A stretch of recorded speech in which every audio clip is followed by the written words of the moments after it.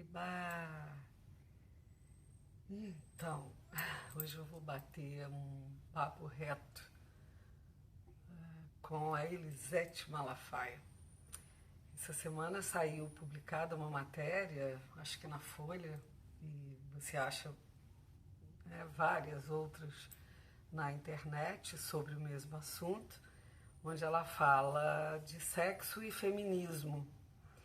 E claro, me tocou, infelizmente, na minha compreensão, tanto de evangelho, de cristianismo e de luta das mulheres, a fala dela é absolutamente preconceituosa, equivocada. E eu digo papo reto porque é como os milicianos lá da Zona Oeste me chamam. Aquela ali é a pastora papo reto. Então vamos ter um papo reto, Elisete. E amoroso, acima de tudo respeitoso. Reto, franco, mas respeitoso. Primeiro dizer que nós temos algumas coisas em comum.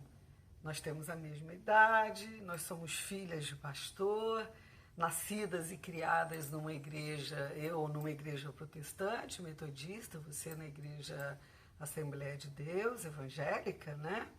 Jesus é a nossa referência, é o nosso irmão mais velho, e eu acho que aí acabam, assim, somos mulheres, mas aí acabam as coisas em comum. E devo pontuar, primeiro, eu não sou casada, eu não vou aqui discutir por que eu sou ou não sou casada, já fui, não quero ser casada, né?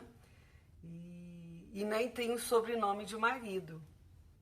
E eu entendo perfeitamente que numa sociedade patriarcal como a gente vive, ter marido é ter poder. Então você tem poder, porque você é a Malafaia. Eu não, eu sou Ruth Noemi. Ponto. Ok? E eu acho que é importante, assim, marcar essa diferença, não é? Você tem poder porque você tem marido.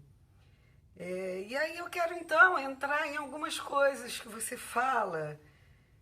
Primeiro você se refere a Cantares, ao livro de Cantares, como Salomão e Sulamita, e eu acho que tem um equívoco aí, né? Porque Salomão, numa linguagem popular e grosseira, ele era um galinha, né? Vamos dizer assim, ele tinha mais de 700 mulheres, quer dizer, 700 mulheres, 300 concubinas, etc, etc e tal. Então, se a nossa personagem do livro de Cantares for a Sulamita, ela era uma mulher negra e ela não era esposa de Salomão, se for o Salomão. É um rei, se for o Salomão. E é interessante a gente observar que no capítulo 5, acho que no versículo 7, a personagem narra a saída dela em busca do amado.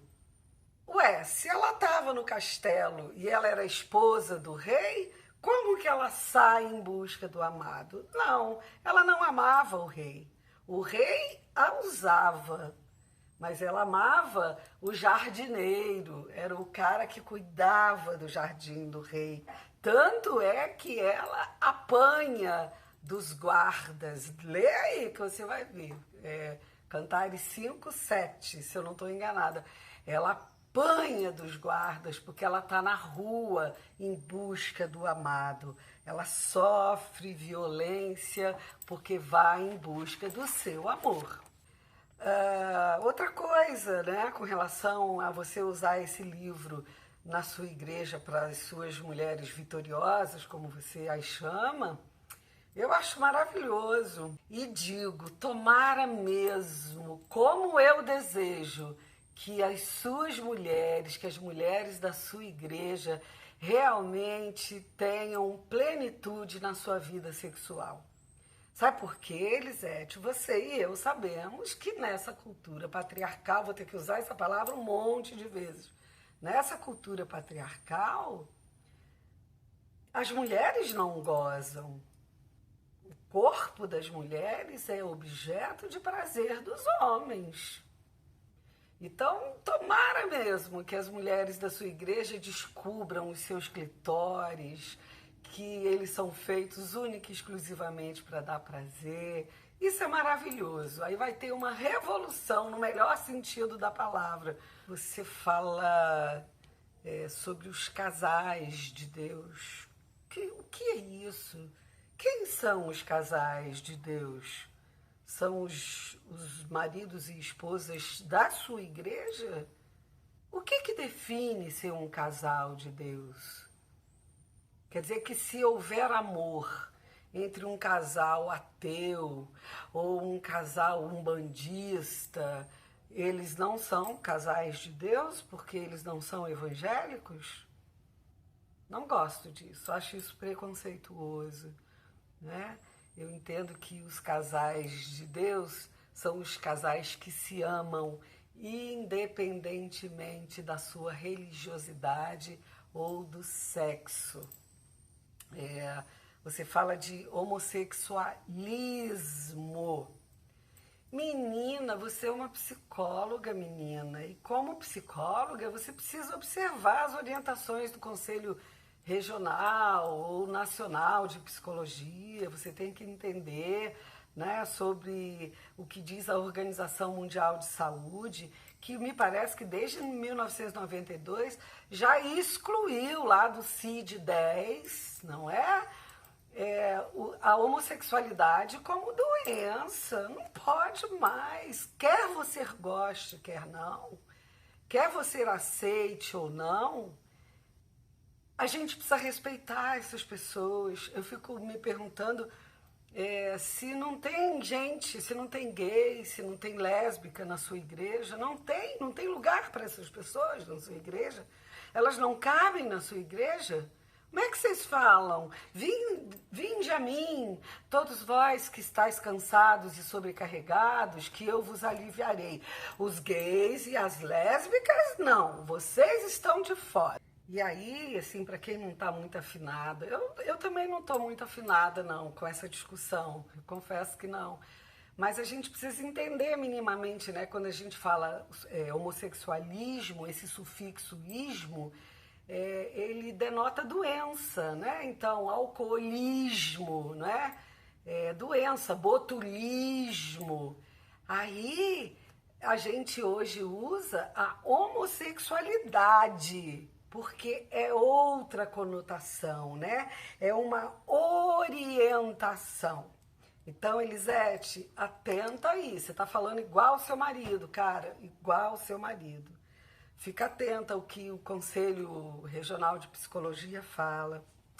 Você fala da sua mãe, né? Que ela era feliz do lar e assim como você, optaram por priorizar a família. E aí você fala, nunca fui feminista. Pois é. Aí eu quero te perguntar, o que tem a ver casar, ter filhos e ser do lar com ser ou não feminista? Será que não tem um preconceitozinho enorme aí nessa sua fala, não? Eu acho que tem, é puro preconceito.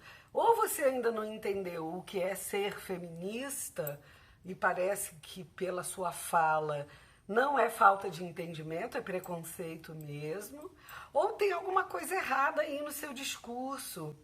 Eu vou dizer para você o seguinte, eu sou feminista. Eu sou uma pastora, advogada, assistente social, sou uma artista, contadora de história, uma mulher, mas sou feminista. E uso a Bíblia como referencial na minha vida, mas eu a leio com o grau certo. Eu a leio contextualizando. E aí, Elisete, quando você fala de feminismo, eu queria chamar a sua atenção para uma coisa. Flor, se não fosse a luta das mulheres, você não estaria falando como você fala hoje na sua igreja. E aí nas redes sociais, na televisão. Nem eu estaria falando. Foi a luta das mulheres que fez com que nós pudéssemos estar aqui falando, empoderadas, fortes e com poder. Poder é verbo, tá? tá, companheira? Poder que eu tô falando é verbo. Eu posso, você pode, os homens podem, qualquer um pode. Então, é importante você ter isso muito claro. Não fica aí dizendo que você não é feminista, falando mal de feminismo, não, porque é uma fala preconceituosa. Você fala assim também, né? Graças a Deus, nasci num lar em que minha mãe tinha prazer de ser mulher, esposa, mãe de 11 filhos e sempre de bem com a vida. Aí eu me lembrei da Xuxa, tô de bem com a vida. Pois é, o que é ser mulher? O que é ter prazer em cuidar de 11 filhos e em ser submissa? O que é, Malafaia? E aí eu falo da minha história. A minha mãe, também esposa de pastor, teve 6 filhos. A minha mãe queria estudar, o sonho dela era fazer enfermagem, mas o meu avô patriarcal disse, não, filha minha só sai de casa para trabalhar ou para casar. Aí a minha mãe casou, apaixonada pelo meu pai, tiveram um relacionamento muito bacana, mas ele era o poder, ele era o pastor, não é? E eu digo para você com toda franqueza, olhando no seu olho, eu sei a dor da minha mãe por ter vivido dessa forma. Ela era feliz? Creio que sim. Ela tinha dores profundas, porque ela se resumiu à esposa de pastor. Todo mundo respeitava, tocava piano muito bem, cantava muito bem, não é? Ela era a pastora. Estou botando entre aspas, porque mulher de pastor não é pastora. Eu, para ser pastora, estudei, fiz teologia, né? Fiz uma longa caminhada acadêmica, então eu sou pastora. Estudei para isso. Mas mulher de pastor não é pastora. Mas eu sei o sofrimento da minha mãe, né? Aí você vai para justificar a sua repulsa ao feminismo, você fala da Simone de Beauvoir. E aí eu tomei as dores da Simone de Beauvoir. Não é possível, é de doer o que você fala. Quem é você? Me desculpe, Elisete, não estou te subestimando, muito pelo contrário. Mas eu sei que você está entendendo o que eu estou falando, então eu posso falar com você de igual para igual. Quem é você para dizer, para determinar qualquer coisa sobre a vida do casal? Se eles casaram ou não, se eles viveram uma relação estável a vida toda. Quem é você para dizer que essa relação não serviu? Aí você fala assim, olha bem o que você fala. Sem a segurança do casamento, ela, a Beauvoir, não se tornou partícipe das conquistas do companheiro de décadas. Olha só, ela era a Simone de Beauvoir. Inúmeros livros escritos. Ela não era a Simone Sartre. Ela não é a Elisete Malafaia. Eu sou Ruth Noemi. Eu não sou Ruth qualquer coisa com sobrenome de marido. Mesmo quando fui casada, eu não quis e não aceitaria jamais ter o sobrenome do meu marido. Por que eu tenho que perder a minha identidade? Isso é bíblico? Onde que isso está na Bíblia? Isso é construção patriarcal. Alô? Você fala ainda, né, que ela se entregou no final da vida dela ao álcool e às anfetaminas. Minha irmã querida, quantas mulheres ou homens da sua igreja precisam tomar remédios controlados porque estão vivendo adoecidos ou com doenças? Quantas e quantos? Para de falar mal da Simone de Beauvoir desse jeito, porque é uma fala preconceituosa. Você está falando do que você não viu, do que você não viveu. E você está julgando ela. Julgar é feio, irmã. Julgar é muito feio. E aí eu preciso dizer, sabe, Elisete, que o seu olhar sobre a mulher é um olhar absolutamente patriarcal, que é o olhar judaico-cristão, né? Eu não sei se você fez teologia, Mas a gente também não precisa fazer teologia, é só estudar um pouco, saber, né? Que a oração antigamente dos judeus, aliás, os ortodoxos ainda hoje oram assim: Senhor, obrigado por eu não ser gentio, obrigado por eu não ser mulher. E tem mais uma outra coisa que eu esqueci aqui, porque é tão absurda a oração que eu até esqueci. Você fala que feminismo está comprometido com uma visão de mundo contaminada por uma filosofia feita por mulheres que desprezam o que a cosmovisão bíblica revela como vontade de Deus para a família e para a mulher. Como assim? Vou repetir, eu sou cristã, sou feminista, não desprezo a visão ou a cosmovisão bíblica para a família e para a mulher. Aliás, falando na Simone de Beauvoir, ela tem uma fala lapidar que cai como uma luva aqui nessa conversa. Ela diz assim: a subordinação da mulher é desejada no céu. Sabe por que ela fala isso?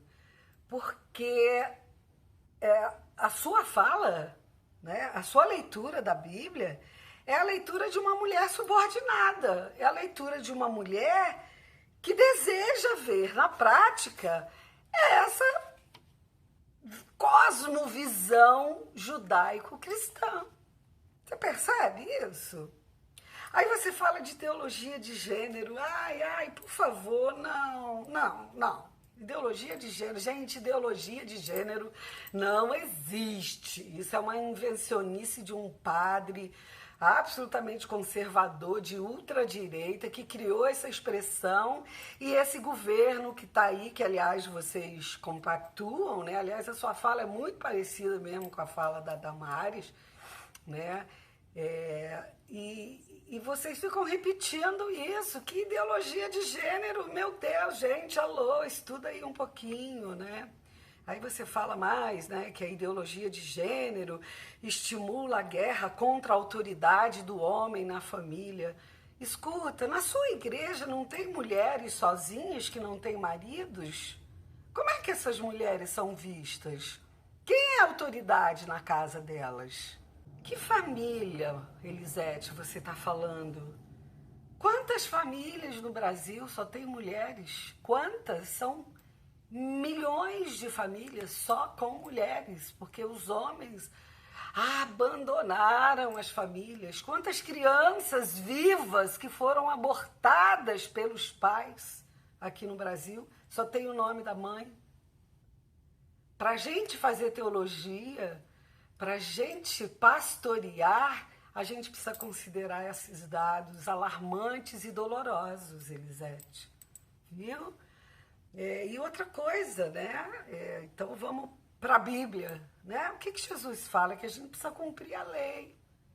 E a lei hoje no Brasil é muito clara. Acabou o pátrio poder. O poder não é do pai, é poder familiar, é poder de família. Pai e mãe, naturalmente, onde houver pai, são responsáveis pela família. Então, você gosta, né, de manter essa coisa do pátrio poder, a autoridade do homem na família, pois eu, como mulher, pastora, que lido cotidianamente com mulheres que são vítimas de violência, e muitas delas por maridos evangélicos, presbíteros na igreja, pastores, eu vou dizer a você, esse seu preconceito é muito ruim. E ele é discriminatório, porque tem mulheres na sua igreja, deve ter, que estão sós. Essa história, né, de autoridade do homem na família, autoridade do homem na igreja, autoridade do homem nas casas parlamentares, autoridade do homem na casa, isso é muito ruim. Isso não é de Deus. Maridos, amai as vossas esposas como Cristo amou a igreja. Isso está na minha Bíblia, viu, Elisete? Então, a Simone de Beauvoir tem toda razão quando ela fala isso. Porque, na verdade, essa cultura estipulou um Deus branco, um Deus macho, um Deus varão de guerra, um Deus dominador. O meu Deus não é assim, não. Como Deus é uma construção, o meu Deus não é assim. O meu Deus é aquele que desceu para caminhar com o povo que estava oprimido e que, quando se fez carne, chama para a roda a mulher que estava sangrando há 12 anos, considerada imunda por essa cultura judaico-patriarcal, e disse assim: alguém me tocou, porque de mim saiu o poder. Vai que a tua fé te salvou. A mulher estrangeira que chama Jesus ali e fala assim: que isso, Senhor? O que o Senhor está falando? Jesus fala: é grande a tua fé.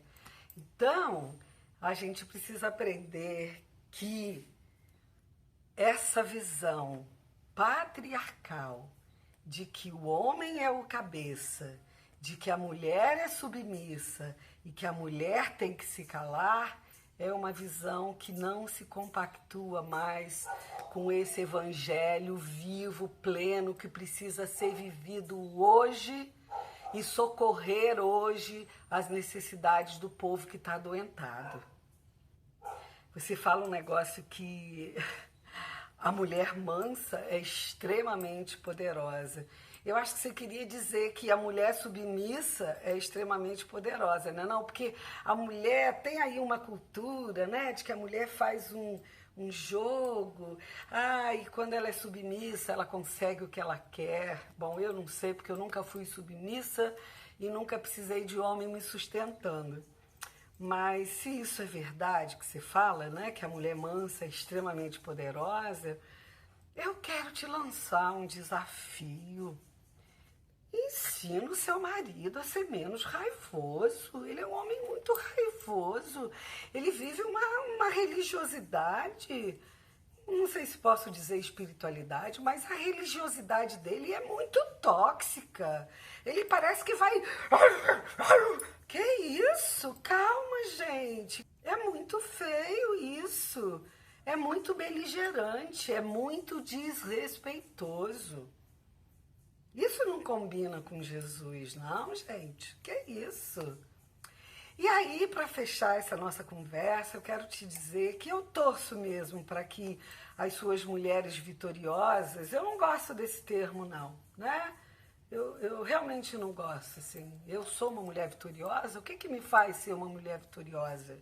Eu acho que isso aí está ligado diretamente ao nome da sua igreja, né? Vitória em Cristo.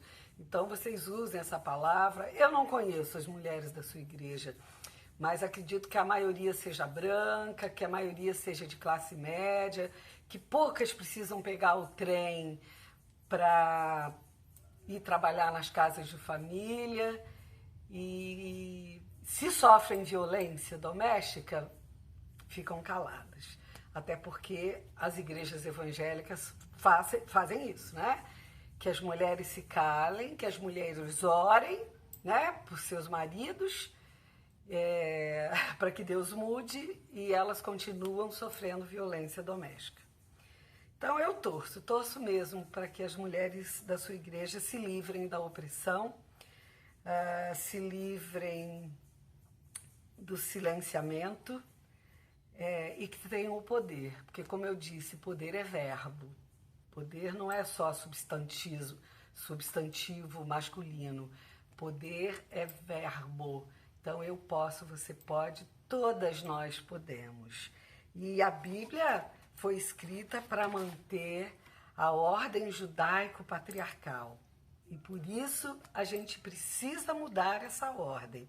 Precisa ler a Bíblia com o grau certo, para que todas nós possamos, de fato, nos libertar dessa falsa macheza que os homens vêm desenvolvendo, porque no fundo eles são agressivos e violentadores. Você diz que a sua igreja ensina o homem a ser macho, mas não machista.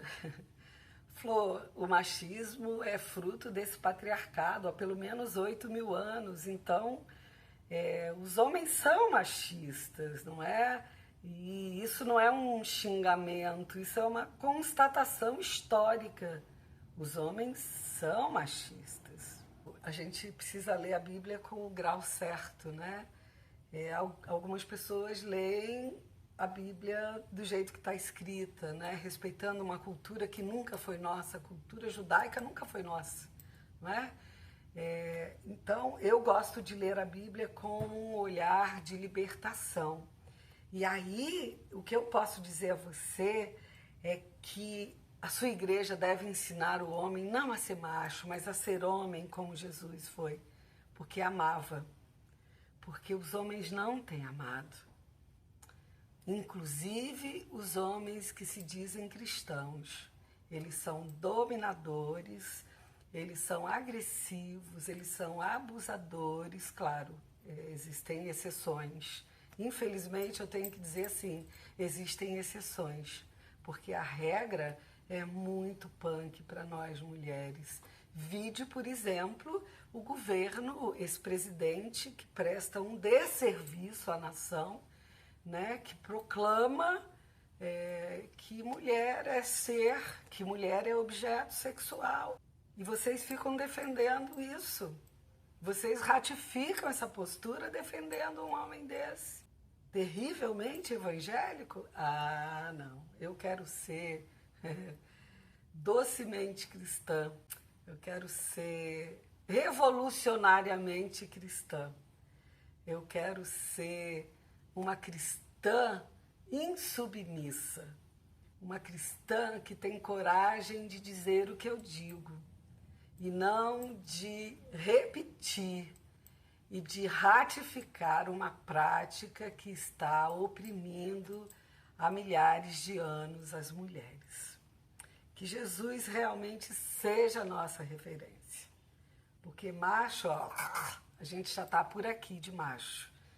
Nós, mulheres feministas, nós gostamos de homens, sim. Ah, gostamos, não tenha dúvida disso.